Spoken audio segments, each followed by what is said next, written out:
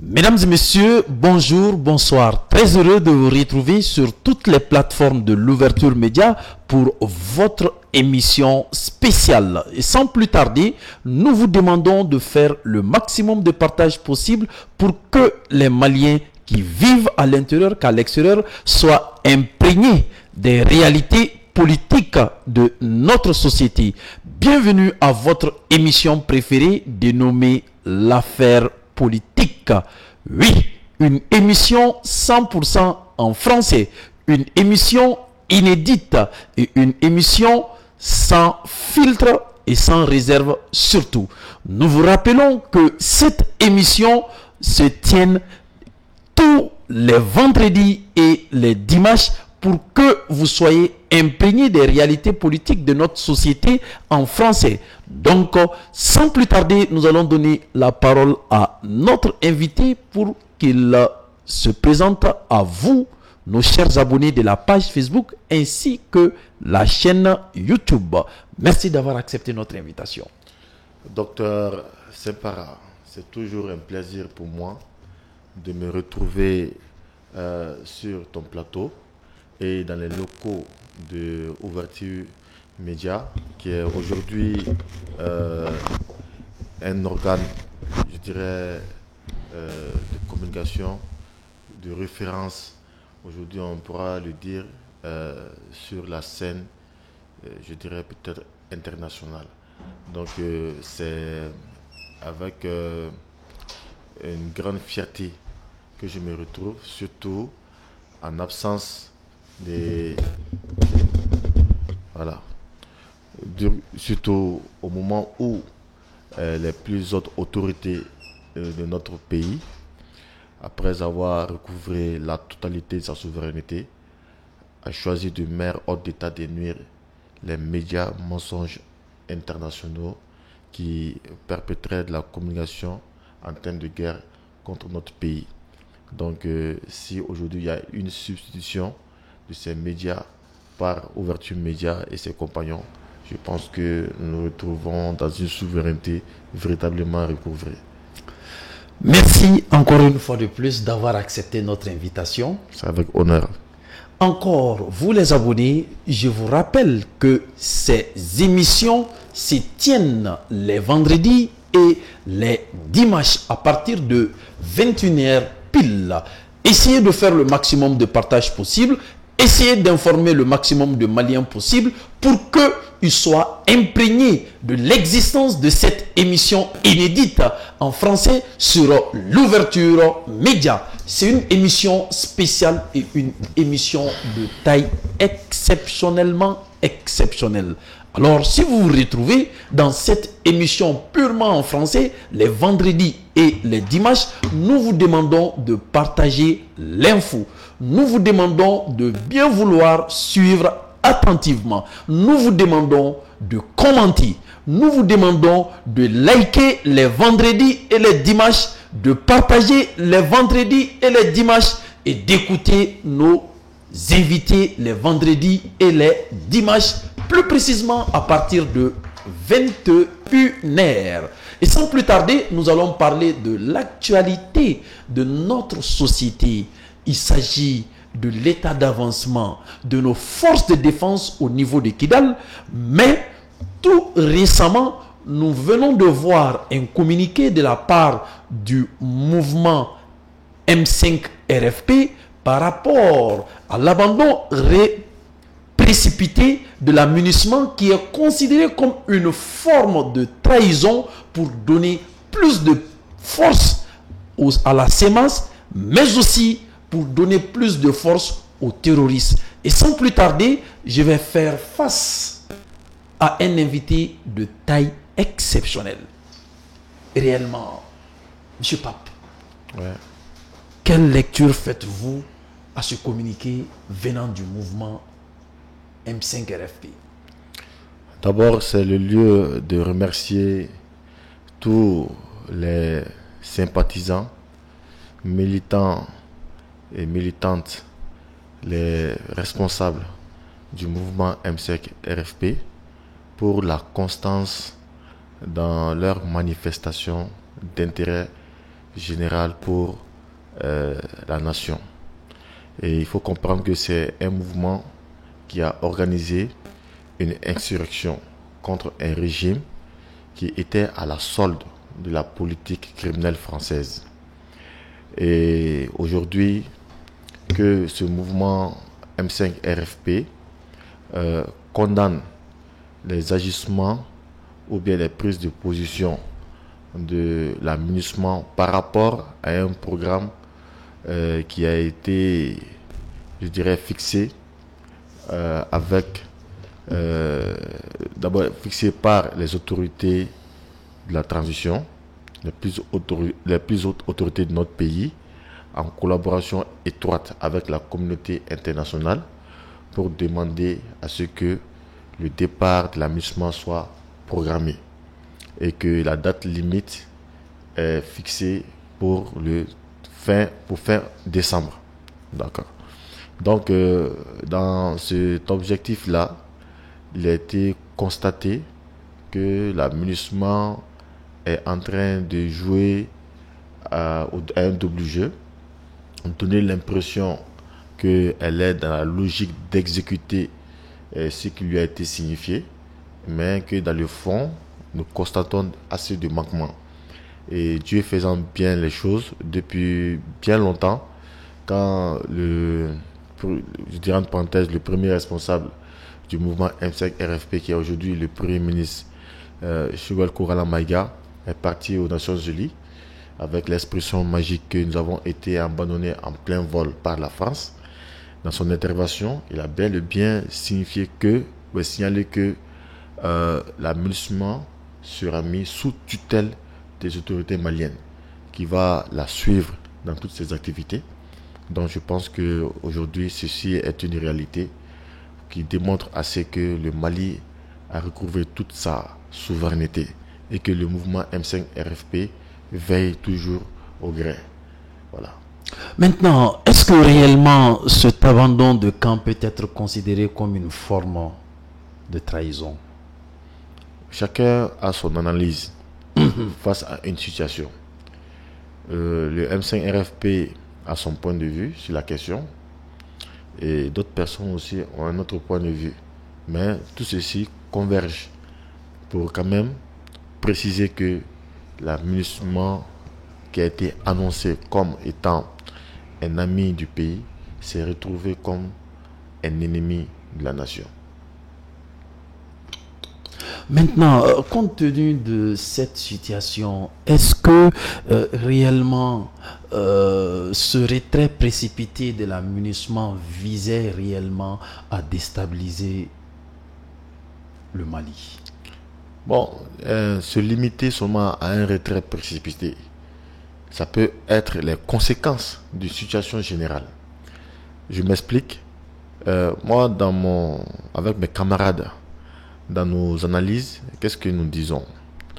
Nous disons que la MINUSMA a été annoncée comme étant une mission qui a été envoyée par l'ONU, l'Organisation des Nations Unies, pour régler des problèmes au Mali, afin que les populations maliennes soient débarrassées d'abord du terrorisme et qu'elles puissent vaquer à leurs occupations en toute quiétude. Et lorsque la MINUSMA est arrivée au Mali, il y a eu des protestations, des personnes qui ont déjà averti pour dire que ces organisations des Nations Unies viennent plutôt pour garantir un salaire pour leurs fonctionnaires qu'on appelle des fonctionnaires internationaux. Donc, c'est d'abord pour leurs intérêts et qu'ils font usage ou bien ils profitent des maux dans un pays, de la guerre dans un pays, pour se faire du butin. Donc, c'est ce qui a été annoncé il y a longtemps et par fini qui a été une vérité. Parce que les populations se sont organisées en mouvement, en association et de manière individuelle pour demander le départ de la MINUSMA, pour dénoncer les agissements de la MINUSMA. Parmi ces mouvements, il y a le mouvement Yerero Débourse les remparts, qui a marqué l'histoire de la libération du pays par ses actions et ses activités de protestation contre l'amunissement, contre Barkhane. Et dans cette procédure, ce combat qui a été mené contre la présence de l'amunissement et de Barkhane a pris l'ampleur et les populations ont épousé ces points de vue-là. Jusqu'à ce qu'aujourd'hui, l'amunissement et les autorités de la transition aussi ont accepté de se joindre à l'opinion populaire nationale pour demander le départ de l'amunissement. Donc, en conclusion à ce niveau, on peut dire que le MINUSMA qui a été annoncé comme un éléphant, mais est arrivé avec les 4 pattes cassées. Donc, la MINUSMA qui a été annoncé comme étant un ami, un sauveur, en réalité s'est retrouvé au Mali comme étant un complice de ces terroristes-là, ou bien une organisation qui est impliquée dans une criminalité internationale. Donc, ou bien d'autres on le disent qu'elle est devenue, comme on appelle, un couvert de la politique criminelle de la France. Donc, l'amunissement en conclusion a perdu toute légitimité au Mali. Donc, face à l'autorité malienne, face au peuple malien de manière générale. Alors donc, ça c'est une première partie. L'amunissement, après avoir perdu la légitimité, dans le processus du départ de l'amunissement, les autorités maliennes ont battu assez de pavés, surtout au niveau des Nations Unies, et ont demandé le départ de l'amunissement, ou le non-renouvellement du mandat de l'amunissement. Donc ceci a été accepté par les Nations Unies, et je pense qu'il y a eu, des résolutions qui ont été prises pour acter ça. Donc en ce moment, on peut dire que de manière légale aussi, l'amunissement était en défaut. Donc elle était en perte de légalité par rapport à sa présence sur le territoire malien. Parce que là, c'est le monde entier maintenant qui lui a demandé de dégager du Mali. Et comme vous le savez, l'amunissement est venu parce que le pays étant sous une guerre qui lui a été imposée, l'amunissement devrait venir soutenir les autorités pour se débarrasser du terrorisme. Mais l'amunissement s'est retrouvé pratiquement, je dirais, sous un autre angle avec ces terroristes-là contre le Mali. Ou bien complice passif dans des criminalités contre nos populations, ou bien des génocides contre nos populations. Donc en ce moment, l'amunissement s'était doté des moyens de guerre. Mais cette guerre-là n'a jamais été faite au bénéfice du peuple malien. Donc, parce qu'elle se retrouvait aussi à un moment donné où l'armée malienne a été désarmée. Donc, ce qui a fait que l'amunissement était peut-être plus armé même que l'armée malienne. Et le constat qu'on a fait, c'est qu'il y avait des endroits même où l'armée avait des difficultés d'avoir accès. Parce que l'amunissement nous empêchait beaucoup d'accès. Donc aujourd'hui, vu la situation dans laquelle se retrouvait notre armée, qui était pratiquement humiliée, les autorités de la transition, surtout, n'ont ménagé aucun effort pour que l'armée soit remise dans des conditions. Donc il fallait redorer le blason de notre armée. Mettre une armée à la hauteur du défi qui s'imposait au pays. Et je pense que le colonel libérateur Assimi Goïta, avec les 3 principes, a fait un choix stratégique, cette fois-ci avec les autorités russes. Et on a vu à qui était confiée la mission de défense, qui est le colonel Sadio Kamara, ministre de la Défense, qui s'est engagé à redorer le blason de l'armée sous le leadership du président Assimi Goïta. Et comme vous l'avez constaté, il a tellement doté notre armée de moyens de défense que même certaines nations de la communauté internationale ont parlé en disant que que le Mali s'est surarmé. Parce que quand le colonel Sadio Kamara annonçait la venue de 2 hélicoptères.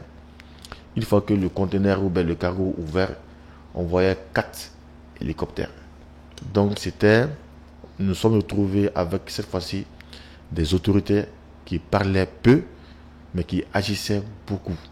Pourquoi? Donc, beaucoup. Vous faites allusion à qui? J'ai pas compris, allusion. Vous venez de dire qu'on se retrouve avec des autorités qui nous sommes parlent peu et Ouais. qui agissent beaucoup. Mais bien sûr que je... Mais quelles sont ces autorités Mais je qui, parle de- qui- je qui parle de- parlaient beaucoup et qui réagissaient peu? Donc, ils ne réagissaient même pas.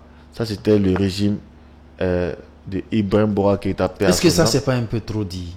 Mais au contraire, tous ces gars de ce régime... Mais il y a des acteurs de ce régime qui sont dans l'actuel régime. Mais le résultat aujourd'hui que la plupart de ceux-là qui ont dirigé ce pays, soit ils sont à l'extérieur du pays parce qu'ils ont fui, parce qu'ils ont trop volé, ils ont détourné des fonds, et le reste qui est là se retrouve aujourd'hui en prison. Donc il n'y a pas de Est-ce que comparaison. vous avez des preuves par rapport à leur détournement? Non, quelle question de preuve? Tous les 20 millions de Maliens sont déjà au courant de ça. Il suffit seulement de monter sur Facebook ou WhatsApp, et puis tu vas avoir toutes ces informations, c'est pas compliqué. Mais là où je veux terminer, c'est pour dire qu'aujourd'hui, l'armée s'est dotée des moyens et nous avons une armée qui est montée en puissance. Et aujourd'hui, nous avons une armée qui est très forte. Donc, en termes de rapport de force aujourd'hui, avec la MINUSMA aujourd'hui, le Mali, la MINUSMA est en défaut de rapport de force. Donc, le Mali est en matière de rapport de force en avance sur la MINUSMA. Donc, la MINUSMA étant déjà un ennemi, en termes de légalité, elle est en défaut. En termes de légitimité, elle est en défaut. En termes de rapport de force, elle est en défaut. Donc, elle, dans cette panique, tout son projet machiavélique aujourd'hui est pratiquement bouleversé. Dans ce bouleversement, la MINUSMA ne sait pas où elle doit mettre pied. Donc, aujourd'hui, elle se retrouve, c'est comme un gibier entre des loups. Donc, est-ce qu'elle doit rester? Quand est-ce qu'elle doit partir? Aujourd'hui, pour la MINUSMA, la priorité n'est plus le programme qui lui a été imposé, mais la priorité est sa survie à elle-même. Donc, elle se retrouve dans un espace qui lui est hostile. Voici pourquoi elle est en train de fuir. Donc, ce n'est pas une question de trahison, c'est une question de force, de puissance. Aujourd'hui, c'est l'État malien qui s'est relevé. Donc, tous les ennemis qui sont aujourd'hui sur nous sont en débandante. La MINUSMA est en débandante. Donc, ça, c'est la conclusion de nos analyses.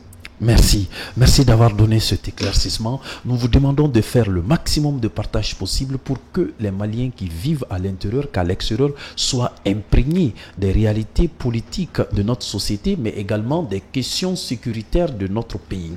Et nous vous rappelons que ces émissions se tiennent tous les vendredis et tous les dimanches à partir de 21h. Il est important que vous soyez imprégnés des jours et des dates de la tenue de cette émission spéciale en français. Et pour cela, nous vous demandons de faire le maximum de partage possible tous les dimanches, le maximum de partage possible tous les vendredis, de commentaires et de likes pour que nos invités soient imprégnés de votre état d'analyse et de critique par rapport à la situation politique de notre société. Et sans plus tarder, vous avez parlé de la montée en puissance de nos forces de défense, vous avez parlé de changement de rapport avec la MINUSMA, vous avez parlé de l'hostilité face à la MINUSMA, vous avez parlé de tant de choses qui sont en notre faveur.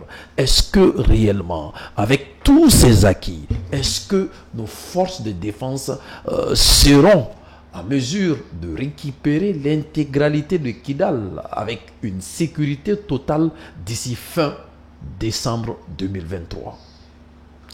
La question de Kidal n'est qu'une seule goutte dans un océan. Aujourd'hui, l'ambition de nos autorités dépasse cette question de Kidal. Aujourd'hui, nous sommes en compétition dans le monde avec d'autres nations.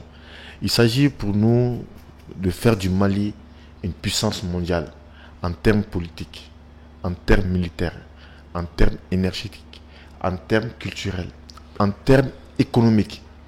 Mais il ne s'agit pas seulement de dire qu'on va récupérer Kidal ou pas. Kidal, c'est juste une manipulation. Quelques citoyens maliens ont été manipulés et se sont rendus complices d'un plan machiavélique de la France contre leur propre pays. C'est aussi simple que ça. Kidal ne s'est jamais senti hors du Mali. Kidal a été toujours avec le Mali. Les enfants de Kidal se sont battus contre ceux-là qui ont voulu assiéger Kidal. Donc, il ne faut pas en faire de Kidal simplement un truc de dire qu'un délai. Non. Là, il s'agit que 1 cm² du Mali ne sera cédé. Et nous sommes au-delà de ça. Aujourd'hui, en termes diplomatiques, il faut voir, il y a ce qu'on appelle l'AES. L'AES est là aujourd'hui, l'Alliance des États du Sahel, qui est déjà un précurseur ou bien un noyau d'une unité africaine de demain. Donc, comment parler seulement de la récupération de Kidal? Voilà. Donc, merci pour cet éclaircissement. Okay. Et aujourd'hui, nous constatons sur les réseaux sociaux qu'il y a eu des frappes à effet démesuré. Est-ce que réellement ces frappes ont-ils été réellement fondées? Et quel a été le résultat de ces frappes pour la libération de Kidal, si ces frappes sont bel et bien fondées? Ouais, bon, c'est par rapport aux informations sur les réseaux sociaux, il faut beaucoup faire attention à la manipulation. Voici des raisons pour lesquelles on a chassé la radio France Internationale RFI, France 24 et tous leurs alliés. Mais même Mementa a parlé de ça. Ouais, bon, d'accord, mais moi je me maintiens par rapport à ces informations à la DIRPA. À la DIRPA qui est un canal sûr par rapport aux informations sur la guerre au Mali. Donc moi je maintiens seulement à ça. Mais maintenant, si les frappes sont démesurées, bon, moi je souhaiterais que ces démesures-là soient une réalité, mais dans le sens où tellement que l'armée doit frapper jusqu'à ce que nous-mêmes on voit du pétrole. C'est-à-dire les bombes là doivent aller en profondeur jusqu'à ce qu'on voit du pétrole. Si c'est démesuré à ce niveau, je vais dire à l'armée encore de frapper encore plus fort. Parce que ça va nous éviter de faire trop travailler les ingénieurs. Voilà. Nous vous demandons de faire le maximum de partage possible pour que les Maliens soient imprégnés des réalités politiques de la société. Et maintenant, du coup, par rapport à cette situation, par quel mécanisme nos autorités doivent procéder pour récupérer ce camp qui a été lâchement, si vous me le permettez, lâchement abandonné par l'amunissement? Vous savez qu'aujourd'hui, nos autorités ont eu d'abord, je ne sais pas, l'intelligence, si c'est le mot est bien sûr l'intelligence ou bien je ne sais pas quoi dire, mais de créer au Mali ce qu'on appelle l'école des guerres. C'est-à-dire que nos autorités sont suffisamment responsables. Ils savent ce qu'ils veulent, quoi. Voici pourquoi ils ont créé l'école des guerres. C'est pour prendre tout le contexte sécuritaire et de défense au Mali. Les questions idéologiques militaires, les questions politiques militaires, les questions de droits de l'homme militaire, tout ce qui est en rapport avec la défense et la sécurité, ils ont créé une école pour ça. Donc j'ai parfaitement confiance à toutes les actions qui seront menées par nos autorités militaires pour ces questions de récupération de la totalité du territoire malien. Donc je pense qu'on devons avoir confiance en eux. On n'a pas de stratégie à leur donner. Parce que c'est ce qu'ils ont dit, même à l'international. Ils n'ont pas de leçons à apprendre. Aujourd'hui, ils sont capables de faire des conceptions, de concevoir des stratégies aujourd'hui pour que tout se passe de manière au mieux ou au meilleur. Donc j'ai confiance aujourd'hui en eux. Je n'ai pas de stratégie ni rien à leur proposer. Au contraire, nous avons beaucoup à apprendre auprès d'eux. Et surtout, c'est important aujourd'hui parce que on a passé, je dirais, ces 30 ces 50 dernières années à faire croire aux Maliens qu'ils ne peuvent rien faire. À faire croire aux Maliens qu'ils ne sont que forts que dans le vol. À faire croire aux Maliens qu'ils ne sont forts que dans la criminalité. À faire croire aux Maliens qu'ils ne connaissent rien, qu'ils doivent dépendre seulement de l'extérieur. À faire croire aux Maliens qu'ils sont que des parasites. Alors que c'est faux et archi faux. Aujourd'hui, la réalité fait qu'aujourd'hui, le Malien est doté d'une capacité, d'une intelligence universelle.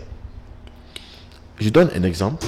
Quand nous sommes partis au Liban, quand j'étais dans Yerolo, la délégation qui est partie, nous sommes partis pour des formations classiques. Sur quoi? Sur la politique, les élections, les questions de politique, économique, tous ces aspects-là. C'est que ces formations... C'est lors de cette rencontre que vous avez rencontré ces gens-là, Hezbollah. Non, il ne faut pas dire ces gens-là. Il ne faut pas les minimiser. Ce sont des personnes qui ont de la dignité. Hezbollah. De l'honneur, oui.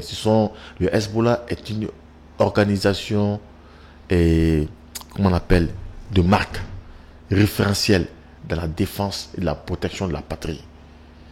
C'est un mouvement qui doit avoir beaucoup de respect, parce qu'il respecte le martyr. Moi, personnellement, je me reconnais au Hezbollah. Je me reconnais parfaitement au Hezbollah. Paraît-il que c'est une organisation qui finance le terrorisme? Qui l'a dit? C'est peut-être les États-Unis.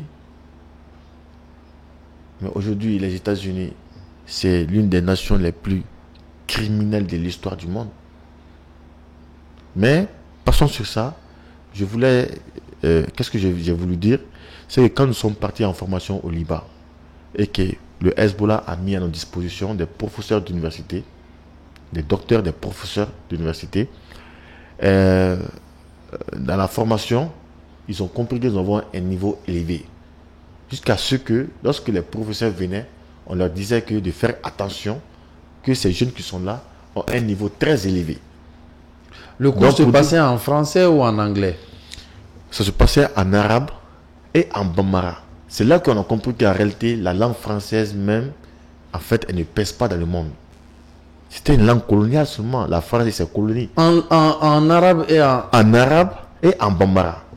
Parce que... Il y avait un Malien là-bas? Bien sûr. Un professeur malien? Non, dans notre groupe, il y avait un interprète qui parlait bambara et qui parlait arabe, qui parlait aussi français. Mais qui faisait l'interprétation entre l'arabe et le bambara. Mais effectivement, il y a quelques cours qu'il y a des professeurs effectivement qui comprenaient français, donc qui nous faisaient... Quoi, il y a un seul cours peut-être qui... Ça c'était sur les élections. Donc, il les dispensait directement. Sinon, tous les autres se faisaient en arabe et qui étaient traduits en bambara. Voilà. Donc, c'est là que nous avons compris que, effectivement, déjà ici au Mali, parce que tout ce que nous avons conçu ici en matière de politique au sein de Yerolo, ça se faisait par nous-mêmes. Donc, on a compris qu'un mouvement aussi ancien, grand comme le Hezbollah, qui est un mouvement de la résistance, une référence dans la lutte contre l'impérialisme, et disent que nous sommes à un niveau élevé. Ça veut dire que le peuple malien est doté de certaines capacités que nous-mêmes nous sous-estimons. Voilà, donc il est important de faire confiance aujourd'hui. Mais qui vous a permis d'avoir cette opportunité? Ben le cerveau? Non, c'est pas Ben le cerveau, il faut comprendre. Kouyaté? Non, pas du tout. Et je t'explique, c'est aussi simple que ça, c'est que le mouvement Yerolo Debout sur les remparts a été un mouvement mondialement connu par les résultats qu'il a atteints dans les luttes de libération du pays. Donc, ce qui fait que il y a beaucoup de Maliens qui se retrouvent un peu partout dans toutes les nations. Donc c'est par ces intermédiaires que on a conclu. D'abord, avant d'aller au Liban, nous sommes partis d'abord en Iran, et c'est une délégation qui est partie en Iran, et dans les échanges, ils ont compris. Vous étiez dans la délégation? En Iran, non, mais j'étais dans la délégation pour le Liban. Mais en Iran, pourquoi votre absence? Mais il faut toujours d'abord quand même, comme on appelle, d'abord une délégation, comme on appelle les éclaireurs, pour aller sur le terrain, prendre des premiers contacts, échanger maintenant, et puis maintenant la délégation. Mais toi, en tant que secrétaire général, ça allait être, voilà... Non, c'est pas nécessaire, parce que dans l'organigramme de Yerolo Debout sur les remparts, il y a toujours, comment on appelle, il y a des départements, quoi, là où les personnes sont responsabilisées aussi pour faire ça. Si le premier, je dirais, responsable est déjà présent, c'est largement suffisant. Vous avez envoyé combien de personnes pour ces enquêtes préliminaires? Je crois 2 ou 3 comme ça, 2 ou 3. Mais au sein de IROLO, le secrétaire général, lui, il supervise les activités. Donc pendant qu'il y a ces voyages, il y a des activités qui sont là. Donc moi, en tant que secrétaire général, je devais aussi rester, aussi veiller. C'est pas tout le monde qui doit se déplacer. Et pour la formation, combien sont partis? Je crois qu'on était 12. 12? Ouais. Y compris Ben et Kouyaté? Bien sûr.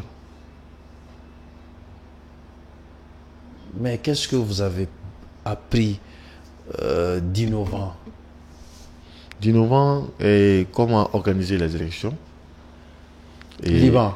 Oui, Liban, oui. Mais est-ce que là-bas même les élections sont bien organisées? Mais c'est super trop bien organisé, mon frère. C'est super trop bien organisé. On a acquis ces connaissances-là. En fait, il y a beaucoup de choses qui sont négligées dans les élections ici, mais là-bas, ils sont sérieux. Et quelle formation encore? Il y a eu de la formation en politique économique, là où on démontre comment est-ce que l'impérialisme vient dans les pays, puis les ressources, tout ceci, la question du franc CFA, comment ils viennent par les monnaies, voilà, tout ça. On a appris ça aussi. Les stratégies, tout. Voilà. Mais il n'y avait rien de militaire. Voilà. Il n'y avait rien de guérilla. Mais la pensée des Maliens par rapport à la déstabilisation du Mali suite à votre fréquentation avec cette organisation, quelle lecture faites-vous par rapport à ce jugement du peuple malien? Ce n'est pas la pensée des Maliens. Ce n'est pas la pensée des Maliens. Ça peut être le point de vue ou bien de la manipulation de certains Maliens. Donc ça, je ne commande pas parce que ça, c'est strictement dans un cadre. Vous avez entendu? Bon, je n'ai pas attendu ou pas, je ne sais pas sur les réseaux peut-être quelque part, mais je ne peux pas dire. Mais vous avez entendu quand même? Non, je n'ai pas attendu parce que... Mais vous avez entendu des échos? Des échos, oui, mais je ne peux pas, comment on appelle, dire que j'ai attendu parce qu'il va falloir que j'identifie la personne qui l'a dit. Je ne peux pas identifier une personne qui a dit ça. Vous avez reçu combien pour faire ce voyage? On a reçu 0 francs. Et c'est clair? 0, non, mais... Mais qui a payé les billets d'avion? Mais on vous a envoyé de l'argent pour des billets d'avion, non? On ne nous a pas envoyé 5 francs. Dans tout ce qui s'est passé, il n'y a pas eu une dépense de 5 francs. Le voyage a été organisé. Vous donnez comme per diem? Mais il n'y a pas eu de per diem. Il y a eu une formation. Vous pouvez me dire qu'il n'y a pas eu de per diem pendant tout ce temps? Faire une mission de grande envergure de cette manière, oui, qui consiste à apprendre des formations. Et je crois de 2 semaines. Hein. 2 semaines. Oui. Comment vous pouvez faire tout ça 2 semaines sans avoir de quelque chose en poche? Voilà, c'est pour cela qu'il faut faire comprendre aux gens que... vous cachez quelque chose aux Maliens? Non, je ne cache absolument rien aux Maliens. Concrètement, combien vous avez eu? Je ne sais pas si tu veux, il faut faire beaucoup attention. La parole d'un homme est très importante. Nous ne trouvons pas parmi les gens qui sont là pour raconter des bobards. Quand on te dit que c'est clair, c'est blanc, c'est blanc. Quand on te dit que c'est noir, c'est noir. Moi, je ne crains absolument personne. Et je te dis que du début à la fin, nous n'avons perçu pas un copec du Hezbollah, ni pour la nourriture, ni pour quoi que ce soit. Il n'y a pas eu 1 franc de dépenses. Mais les Maliens ne croient pas à ça. Ceux qui y croient peuvent y croire, ceux qui ne croient pas ne peuvent ne pas y croire. Mais ce qui est important au Mali, travaillons à s'aimer la confiance entre les peuples maliens. Parce que c'est dans la méfiance, dans la confusion que les populations commencent à s'entretuer, à se haïr. Donc tout ce qui se passe doit être clair, correct. Êtes-vous en train de philosopher? Bon, ceux qui m'écoutent, comme tu es professeur, on dit que la philosophie est la recherche perpétuelle du savoir. Donc dans ces conditions, si c'est une philosophie, je pense qu'elle est positive. Et pourtant, les Maliens pensent qu'il y a eu pas mal de changements de votre couleur. Vous avez changé de vision, de pensée et de votre manière de communiquer en public. Les gens pensent que réellement, qu'après cette formation, vous avez été plus ambitieux. D'autres disent que l'ambition était un peu démesurée, surnaturelle. Et quelle lecture faites-vous par rapport à cette réalité? Bon, je l'apprends de toi, mais je peux répondre pour dire que si c'est l'ambition pour notre pays, déjà ça trouve que chez nous, dans ma formation politique, surtout avec les personnes avec qui je rends hommage à Amadou Sékou Traoré, Amadou Djigorni, tant qu'on n'a pas tout donné pour sa nation, on n'a rien donné. Donc si notre mais en contrepartie, mais si y a on pas donne de tout pour une contrepartie. mais non, il n'y a pas de contrepartie pour sa nation. La contrepartie, c'est la... Vous êtes sincère avec ça? Bon, moi, j'aime pas parler sur moi-même. Que je sois sincère ou pas, ça n'intéresse pas le peuple malien. Ce qui intéresse le peuple, c'est le résultat de nos actions. Le bénéfice que notre nation doit en tirer. C'est ce qui est important pour les populations. Parce que c'est sur ça que nous nous sommes engagés. Donc, la question de sincérité, moi, je suis pas dans les... Moi, je suis un peu écarté des émotions. Un peu écarté des émotions. Je veux rester toujours correct, sans sentimentalisme dans ce que je fais. Je veux rester beaucoup scientifique. C'est ce même peuple qui pense que réellement, s'il s'agit d'une lutte pour atteindre vos objectifs, vous les remettez devant. Et s'il s'agit de ramasser les retombées de cette lutte héroïque au nom du peuple malien, ce même peuple est retiré pour qu'il ne bénéficie de ces fruits générés par cette lutte. Voilà. Donc, c'est pour te dire que nous sommes... Est-ce qu'il n'est pas temps de changer la manière? Oui, c'est pour te dire que... Est-ce qu'il n'est pas temps de changer la manière de faire et de mettre en avant le peuple malien qui pense souvent qu'ils sont bernés? C'est pour te dire que nous sommes sortis de cette dimension-là. C'est ce qu'on veut faire croire aux gens. C'est de la manipulation. On nous fait miroiter du faux. C'est de la parfaite illusion. Pour la simple raison parce qu'au départ, au départ de votre mouvement, c'était dit que c'était un simple mouvement et pas un mouvement politique. On disait que c'était apolitique. Ouais, mais les choses... Mais pourquoi après la politique? Est-ce que ce n'était pas une manière pour gagner la confiance du peuple malien? Mais ce n'est pas interdit de garder la confiance parce que tout le monde se bat pour acquérir la confiance. Ce qui est un peu important. Mais de façon stratégique. Mais tout ça, c'est bénéfique, c'est important. Les campagnes se font... Mais pourquoi cacher la partie politique et après que vous avez la confiance d'intégrer la dimension politique? Qu'est-ce que tu dis parti politique? La partie politique n'existe pas. La politique a toujours existé. Il s'agit de savoir ce que tu appelles politique ou pas. Mais pour que les auditeurs puissent rester dans une ligne correcte en nous écoutant, c'est important que nous continuions ce que nous avons commencé. Donc, ce que je voulais te dire par rapport à la question dont tu te poses, ou à la préoccupation sur la manipulation des masses populaires, c'est ce que tu es en train de me dire. Et il y a le président Mao Tse-tung qui dit que lorsqu'une idée s'empare des masses, elle se transforme en une force capable d'apaiser les océans les plus agités et de réduire en poussière les montagnes les plus élevées. Je ne sais pas si tu comprends ce que je suis en train de dire. Ça veut dire que lorsque une idée, elle s'empare des masses populaires, ou bien lorsque une masse populaire, le peuple, épouse une idée, cette idée qu'elle a épousée se transforme en une force. La force là est tellement puissante qu'elle peut apaiser les océans les plus agités et les montagnes les plus élevées. Donc, le premier travail de nous en tant que leaders d'opinion révolutionnaires, nous avons pris le soin de travailler de telle manière que l'ignorance populaire soit transformée par une prise de conscience populaire. Et la prise de conscience populaire, elle devrait être économique, politique, sociale et culturelle.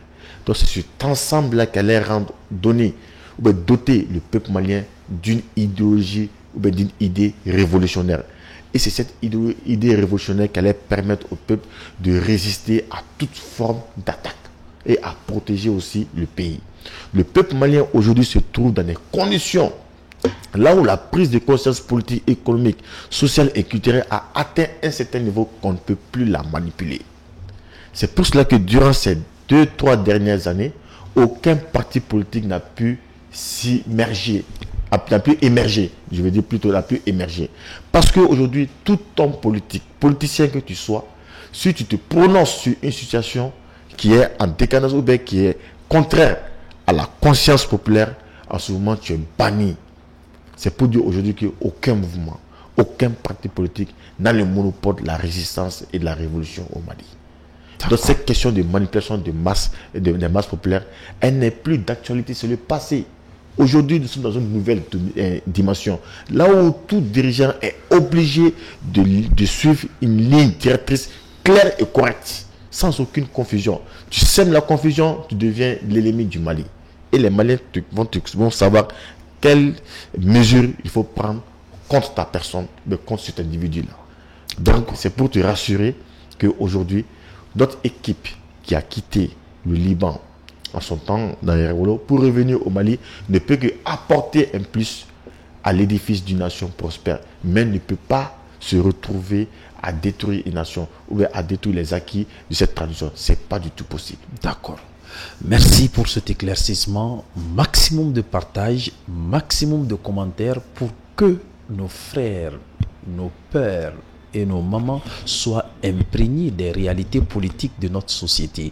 Nous vous rappelons que notre émission se passe tous les vendredis à partir de 21h, mais aussi les dimanches à partir de la même heure. Maximum de partage, maximum de commentaires et maximum de likes possible. Aujourd'hui, place maintenant à notre deuxième thème qui porte sur la situation de l'EDM. Okay. Le peuple malien souffre tant. Les Maliens disent qu'ils n'en ont marre. Ils perdent des millions. Ils perdent leurs machines. Ils perdent leurs appareils. Des millions et des millions sont volatiles comme ça, comme des poussières. Dans tous les quartiers presque. Est-ce que votre quartier fait l'exception? Mon quartier ne fait pas l'exception au moment où le ministre même de l'énergie ne fait pas l'exception. Comment? Dans son intervention, qu'est-ce que madame le ministre vous avez... Hein? Ouais, j'ai pas compris. Oui, qu'est-ce que madame le ministre vous a fait comme acte? J'ai pas compris la question. Vous venez de dire que ça ne fait pas exception. Oui, j'ai pas bien compris. Mais tu m'as demandé si mon quartier fait exception à ce phénomène de coupure intempestive d'électricité. Mais je te dis que mon quartier n'en fait pas exception au moment où le ministre de l'énergie elle-même n'en fait pas exception. Je comprends maintenant. Voilà. Je comprends. Parce que dans son intervention sur l'ORTM, elle-même, elle est victime de ces coupures intempestives. Croyez-vous? Bien sûr que j'y crois. Pourquoi douter? Vous doutez? Bon, c'est une question, c'est une interrogation. Voilà, donc moi je ne doute pas, j'y crois. Et pour répondre à votre question, vous savez, lorsque on se trompe d'ennemi, on se trompe de combat. Lorsqu'on se trompe de combat, on se trompe d'ennemi. Pour une première fois, vous savez, à chaque fois qu'il y avait des coupures, on disait attention, les autorités, Assimi, Kouranté, il n'y a pas de courant Assimi. Comme si Assimi était un technicien en électricité. Donc tous les maux de la société, l'interpellation se faisait automatiquement et directement au niveau des chefs de l'État. Mais avec la sortie du ministre pour une première fois, en tout cas à ma connaissance, avoir un ministre de l'énergie du Mali, de l'EDM, du ministère de l'EDM, sortir et pointer du doigt non seulement le mal, mais aujourd'hui le responsable. Elle est sortie en tant que ministre et elle a démontré par A plus B que l'ennemi aujourd'hui des Maliens en termes d'énergie, ce sont les travailleurs au sein de l'EDM qui, au lieu d'être des travailleurs, des ingénieurs, des techniciens, des responsables au bénéfice des Maliens, se sont transformés en des terroristes. En des terroristes qui ont infiltré l'EDM aujourd'hui, non seulement pour terroriser les Maliens, mais pour s'organiser en des criminels.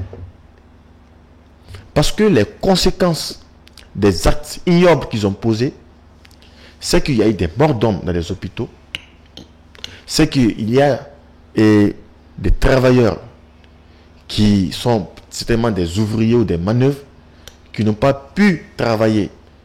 Donc, il y a eu des pertes en termes économiques, d'autres conséquences qu'on peut toujours citer. Et la raison, c'est d'autres choses que parce que des individus très mal intentionnés ont pensé à leur propre personne et ont oublié l'intérêt général et en temps de guerre. Donc aujourd'hui, le ministre est sorti en français comme en bambara, a donné l'information. Et les informations qu'elle nous a données, c'était ahurissant. On ne pensait pas que en temps de guerre, au moment où des fils du pays prennent des armes au nom des forces de défense et de sécurité, au nom de l'armée malienne, montent au front au prix de leur âme, de leur vie, pour défendre la patrie. Et en ce moment, il y a des individus qui sont en train de voler, piller, les conséquences encore criminelles sur les populations maliennes. Mais c'est grave. Mais ce qui est encore pire, c'est de retrouver encore un syndicat.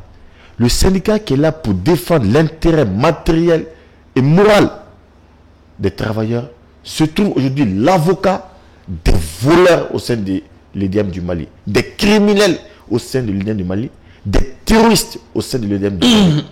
Mais voici un syndicat qui devrait dans toute sa totalité devrait être saisi, récupéré, comment on appelle, verrouillé, pris et les mettre au front directement pour aller défendre la patrie. Et au prix de leur vie. C'est pas trop dit. Mais c'est la moindre des choses aujourd'hui qu'il faut faire au Mali. Mais ce sont des vieux qui ont dépassé les cinquantaines. Mais je te dis qu'il y a des vieux de 60 ans. Aujourd'hui qui sont dans les espaces là où il y a la guerre, qui au prix de leur vie partent chercher des informations sur des terroristes se taper dans l'ombre pour mettre ça à la disposition des forces de défense et de sécurité qui en retour vont frapper l'ennemi. Mais ce sont des gens qui vivent déjà dans cette localité, qui connaissent l'environnement et qui savent se protéger. Comment vous allez prendre un responsable de l'EDM pour l'amener au nord, pour assurer quelque chose?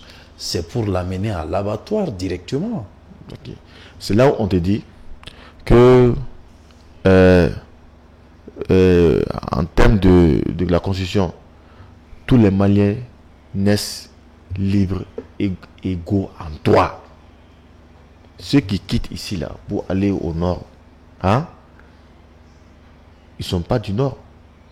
Quand on massacre des militaires là, c'est Kati qui crie, qui pleure, c'est Bamako. Donc, il ne s'agit pas, effectivement, pour ce syndicat là, qui est à Bamako, qui est vieux, au lieu de compatir pour ces vieux de 60 ans qui se sacrifient pour la libération du pays, ne devrait pas protéger les terroristes. Donc, ils sont dans des conditions requises pour se substituer à ces vieux qui se battent pour mettre à la disposition de notre armée des informations. Parce que s'ils étaient restés en tant que syndicalistes vieux de 50 ans et 60 ans et à défendre les intérêts matériaux et les intérêts moraux des travailleurs des syndicats, alors on aurait dit qu'ils sont à tout honneur. Mais une fois qu'ils deviennent des avocats maintenant des terroristes, ils n'ont pas leur place en ce moment à Bamako. Ils ont leur place auprès de ceux-là qui se sacrifient pour l'honneur et la dignité de notre nation. Merci pour cet éclaircissement, Monsieur Pape Diallo. Vous, aujourd'hui, en tant que coordinateur du quartier général de la Révolution, quelles sont les mesures que vous préconisez pour cette structure qui provoque assez de souffrance vis-à-vis du peuple malien? Bon, au niveau du quartier général de la Révolution, déjà, merci pour le titre que tu viens de m'attribuer. Je pense que tous les révolutionnaires du quartier sont en train de nous suivre. Ils vont prendre en compte ce titre onéreux que tu viens de m'accorder. Vous n'êtes pas coordinateur, mais je ne suis pas coordinateur, mais c'est tellement que je viens d'être coordinateur à partir de ce que tu viens de proposer. Peut-être c'était dans vos intentions, dans vos ambitions. Je sais pas. Bon, vous savez, nous n'avons pas peut-être les mêmes visions. Voilà, donc c'est pas une ambition. Moi, mon ambition aujourd'hui, c'est de régler les problèmes du pays. Voilà, donc de faire de mon pays le meilleur de toutes les nations du monde. Voilà, donc on se limite pas. Il ne faut pas que les gens pensent aussi que ça a été provoqué aussi, hein, pour dire que vous êtes coordinateur. Bon, ils peuvent penser, mais pourquoi ça peut être quelque chose de bon? Vous savez, beaucoup de personnes aujourd'hui... Peut-être s'ils pensent également que peut-être on s'est vu au niveau des coulisses pour parler de cette situation, pour annoncer ça comme ça. Peut-être mais il faut laisser la liberté aux gens de penser et de dire ce qu'ils veulent. Et, parce qu'en dernière, ce qui va se passer, c'est la réalité des faits. Les faits sont têtus. Donc il ne faut pas se préoccuper de tout ce que les gens pensent. Il faut penser, il faut se préoccuper de ce que toi tu penses. Et ce que tu fais, c'est ce qui est important, je pense. Voilà. Et quelles recommandations? D'accord, donc par rapport à ta question sur qu'est-ce que au niveau du quartier général de la révolution, vous envisagerez pour mettre par fin rapport à l'EDM. Oui. Nous avons confiance à Madame le ministre et c'est pour cela que nous avons même demandé au président Assimi Goïta s'il peut prendre un décret pour militariser le ministre de l'énergie, pour qu'elle se dote d'armes à feu. Voilà. Mais quel est le lien? Ouais, d'armes à feu parce que nous sommes en guerre. Parce qu'on ne sait pas. Nous sommes en guerre. Elle doit se préparer pour qui? Pour faire descendre les syndicalistes de l'EDM ou non, pas les syndicalistes pour lutter contre les travailleurs de l'EDM? Oui, parce que nous sommes en guerre et l'énergie fait partie de la souveraineté du pays qui lui est confiée. Nous sommes en guerre, on ne sait pas quel est le degré d'infiltration auprès de l'énergie du Mali. Parce que quand, dans une intervention, on dit même la jauge, c'est-à-dire ce qui doit même mesurer le truc là, le fût du moteur. Mais ils ont tout falsifié. Il y a des sabotages à tous les niveaux. On ne sait pas ce qui se prépare au sein de l'énergie du Mali. Mais et nous sommes en guerre. Depuis la sortie de Madame le ministre, là, il y a la coupure qui s'intensifie. Ouais. Est-ce que, en quelque sorte, mais c'est ce qui encore m'inquiète plus. Pour dire que, mais apparemment, le complot était encore immense. Parce que au début, la France, certaines personnes disaient que ces terroristes sont des mercenaires à la sorte de la France, on n'y croyait pas, jusqu'à ce que la France a été prise la main dans le sac. Et aujourd'hui, on parle de terrorisme au sein de l'énergie du Mali. On ne sait pas à quel niveau de criminalité. Donc, on est en guerre.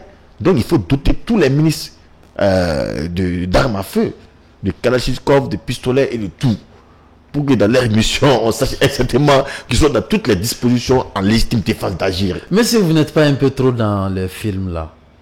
Dans les films, oui. Bon, ça dépend les films, si sera une réalité pour quelqu'un, on va voir. Mais ce que je sais, par exemple, au Ghana, j'ai vu un maire qui est sorti avec une Kalachnikov quand même, pour dire que s'il voit des ordures là, la personne qui a mis les ordures, ils ont que 24 heures. S'ils ne ramassent pas, ils vont agir avec les armes. Parce que nous sommes dans la logique de militariser. Ça, c'est trop. Non, c'est ce que tu penses, mais mon frère, il faut pas terroriser le peuple. Je dis, c'est pas une question de terroriser le peuple. Nous sommes dans un pays là où il y a eu des massacres à haut niveau. Faut pas jouer avec ces choses-là. C'est pas parce que nous n'avons pas eu nos familles qui ont été directement... Vous savez, je donne un exemple. Le camp des Bokessi, ils ont perdu plus de 100 commandos. 100 commandos ont perdu la vie. Je prends le cas du chef de cabinet du président Assimi Goïta, qui, en partant de donner de l'eau aux populations en Ara, mais a laissé sa vie. Voici un jeune de moins de 35 ans. Sa femme et son enfant sont là aujourd'hui, orphelins, veuves. Ce n'est pas de l'amusement ce qui se passe. À EDM, quand ils font des coupures là, ce sont des centaines de personnes qui perdent leur vie. Il y a des femmes qui accouchent, qui ont besoin, les enfants doivent être dans les couveuses et tout.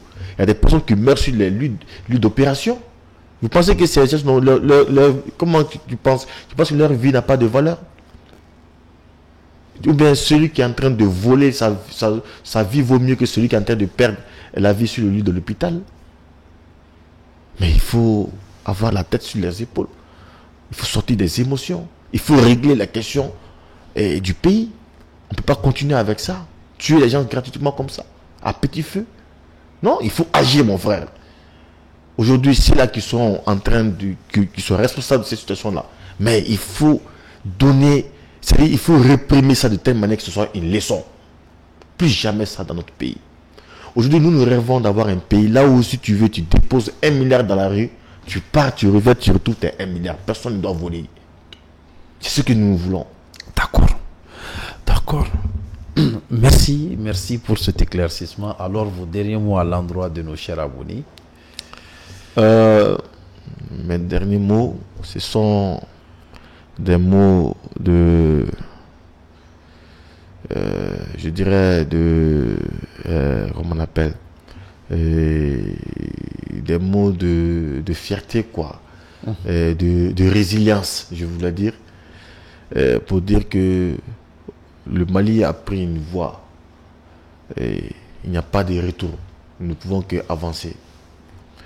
Et que, comme le ministre colonel Sadio Camara a dit lors de ses interventions, que les champs fleurissent d'espérance, les cœurs vibrent de confiance. Aujourd'hui, au Mali, les champs fleurissent d'espérance et les cœurs vibrent de confiance. Donc nous sommes dans une phase là où les conditions sont en train d'être réunies pour bâtir une nation prospère, compétitive dans le concert des Nations Unies, des nations aujourd'hui.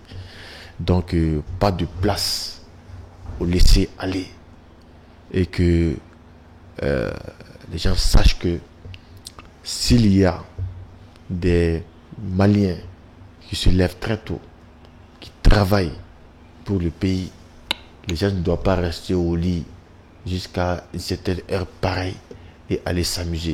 Nous demandons à ce que le drapeau du pays soit en berne jusqu'à ce que la guerre finisse. Quand les concerts, toutes ces choses-là, il faut tout stopper. Voilà, il faut tout stopper jusqu'à ce que la guerre finisse. Pour que les gens sachent que c'est du sérieux, que ce n'est pas de l'amusement. Voilà, donc c'est ce que nous demandons à tous les Maliens et particulièrement aux autorités maliennes. Merci d'avoir accepté notre invitation pour ce numéro spécial pour édifier la lanterne de notre communauté à l'intérieur du Mali, mais qu'à l'extérieur. Merci une fois de plus d'avoir accepté notre invitation. Merci, Dr Sempara. Alors, nous nous acheminons vers la fin de cette émission en français sur toutes les plateformes de l'ouverture média. Et je profite encore pour vous rappeler que cette émission inédite se passe tous les vendredis et les dimanches à partir de 21h, exclusivement en français. Une émission inédite, une émission 100% en français, une émission sans filtre et sans réserve surtout. Nous vous demandons de faire le maximum de partage possible pour que les Maliens qui vivent à l'intérieur qu'à l'extérieur soient imprégnés des réalités politiques de notre société. Tant que vous êtes en train de partager, tant que vous êtes en train de commenter et tant que vous êtes en train de liker, nous serons déterminés à jamais pour parler des réalités politiques de notre société, pour édifier vos lanternes, pour vous permettre de bien discerner ce qui se passe au niveau de notre société. Alors, maximum de partage, maximum de commentaires, maximum de likes possible pour que le peuple malien qui réside en France puisse partager, pour que même Macron puisse être au courant des réalités de notre société. Et sans plus tarder, nous vous donnons rendez-vous au vendredi prochain à partir de 21h. Soyez massifs à suivre cette émission purement en français. On se donne rendez-vous à un prochain numéro. À plus.